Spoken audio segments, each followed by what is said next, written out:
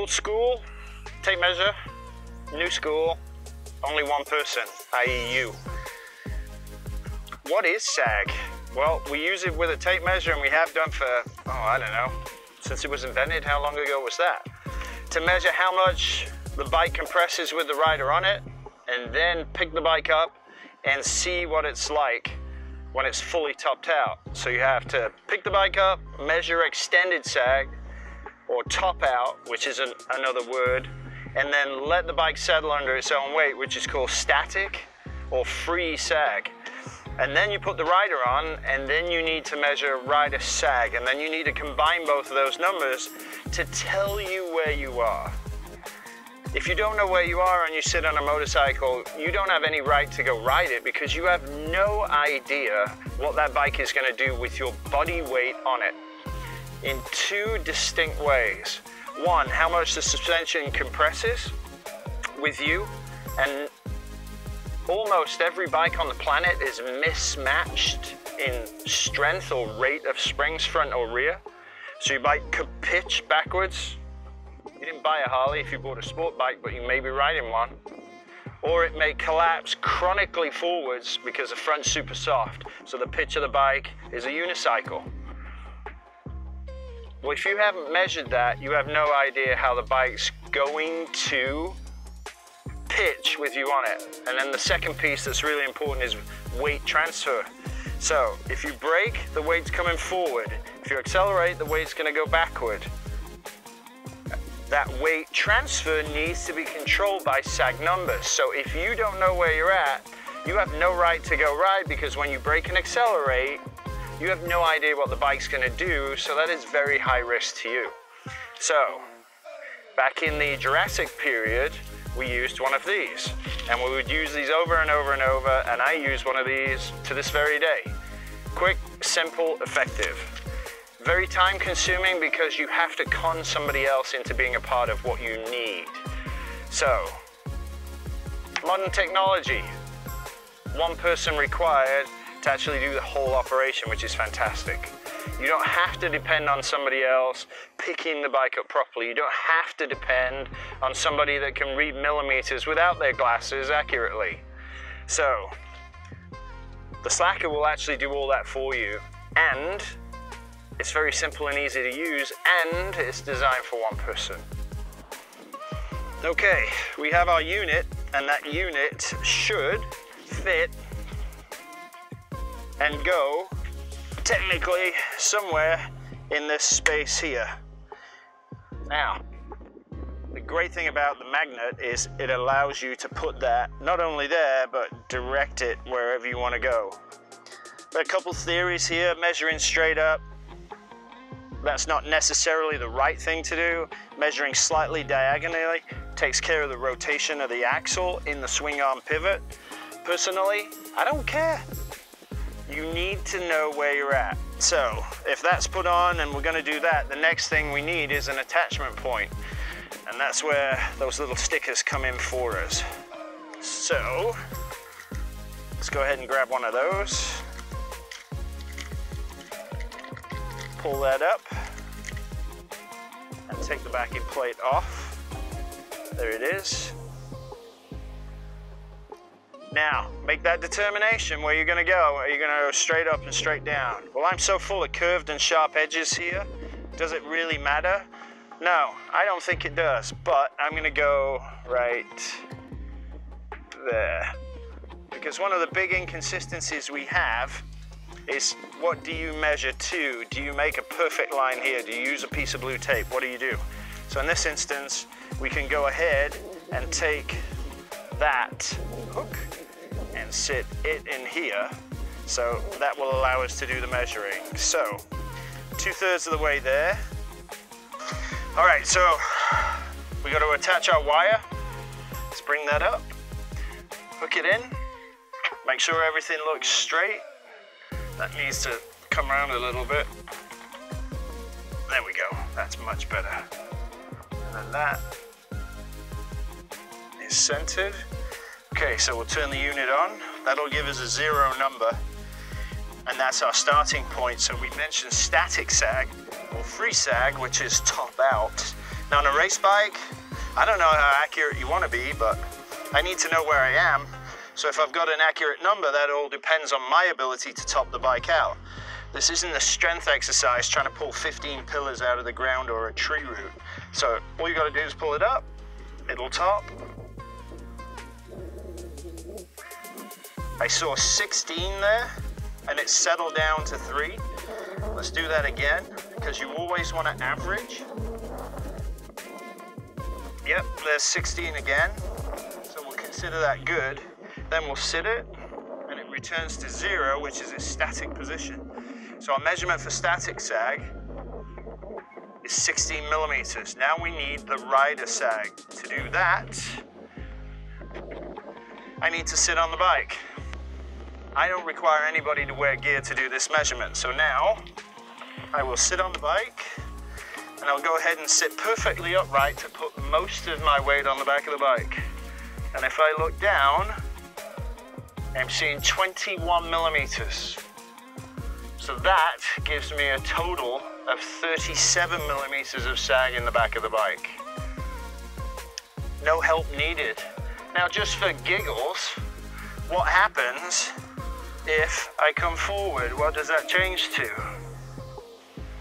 So if I'm seeing right, it went to 17. And then if I sit up straight,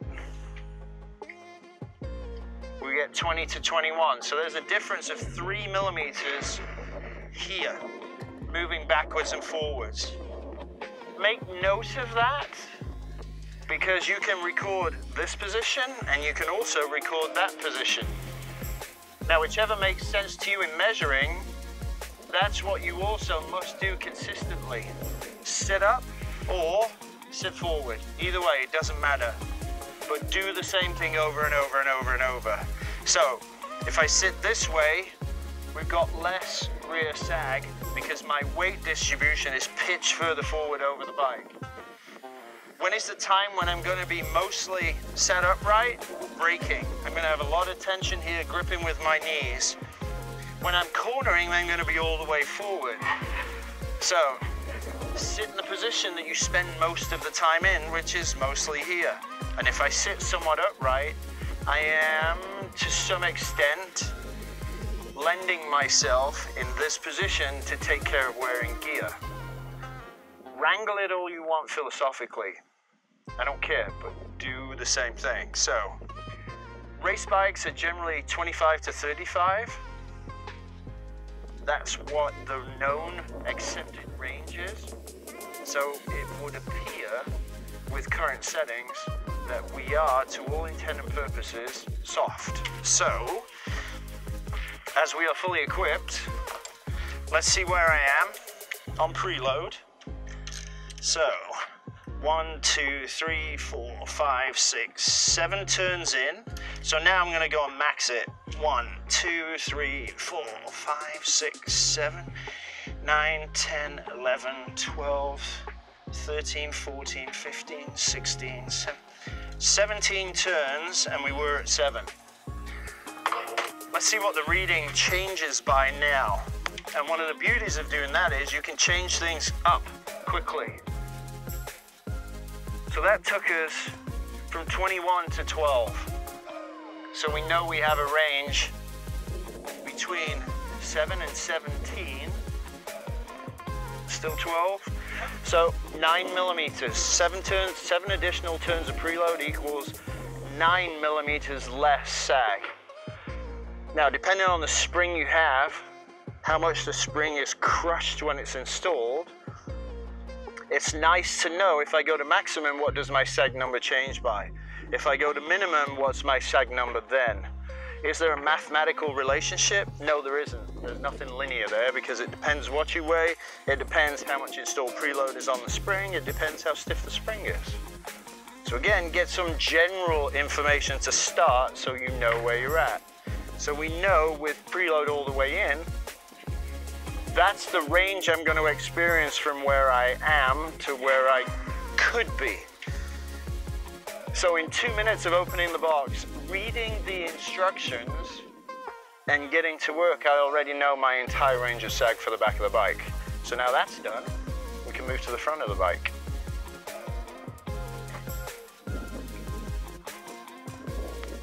All right, now on the front of the bike, the process is the same.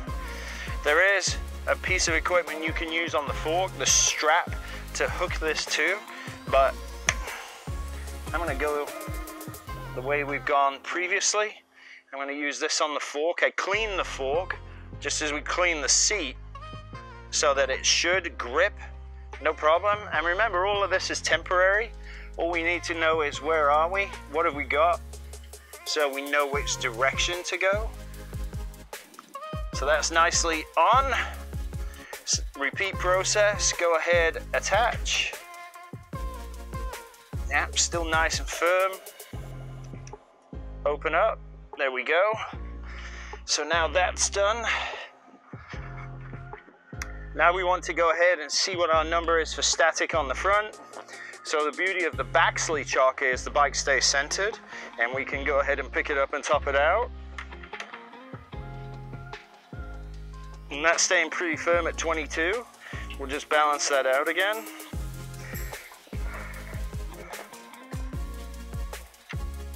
$24, okay. Let's try that again. Yep, 24.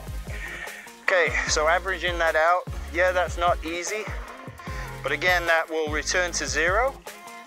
So we know that static is 24. So we are 1, 2, 3, 4, 5, 6, 7, 6.5.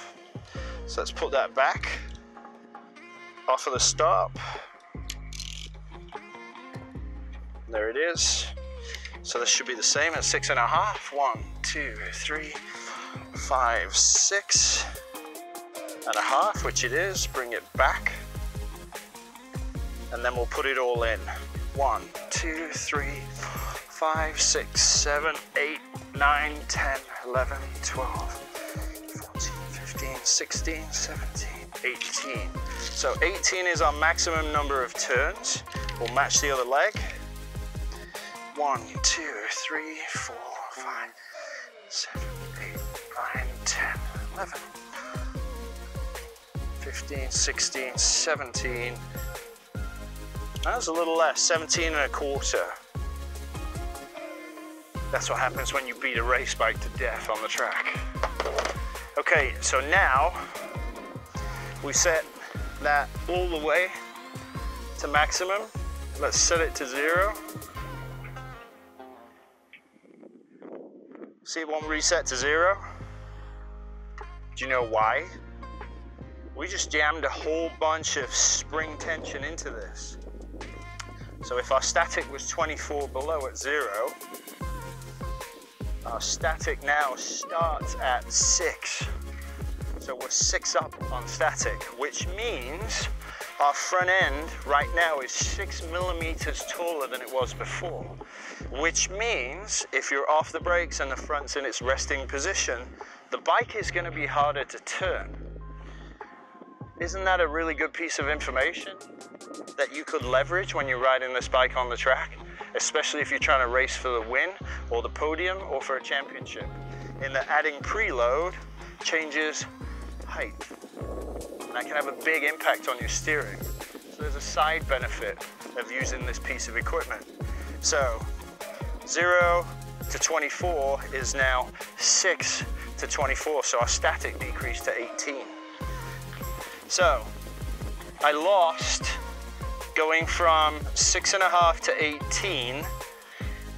I now have 3 and I did have 12, so I've lost 9 millimeters of sag. See what I mean? There's no direct correlation front to back. None at all.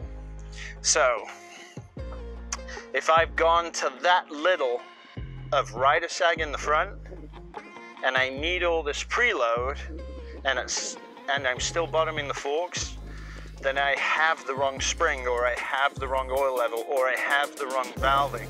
So the number immediately tells me there's a problem before I go ride and introduce a ton of risk through lack of information and certainly no understanding other than experience I'm going to get out there. I shouldn't be risking my neck, and I sure as hell shouldn't be putting other people at risk when all I need to do is use this tool.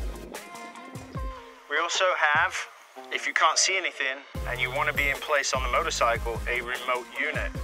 But before you do anything, and before you use this, and before you begin all your measurements, you have to plug the remote in. Because when you plug it in, it resets everything. So it's in, the numbers went to 88, and now I have my number here. Having the remote unit is a great piece of equipment because then you can just sit on the tank and record all your settings. And like I said, when you record all the preload, the nice thing about having this here is as you write, you can see the number, so you don't lose any of the details and get confused on settings. Great tool, great addition to your toolbox, and every street rider should have one.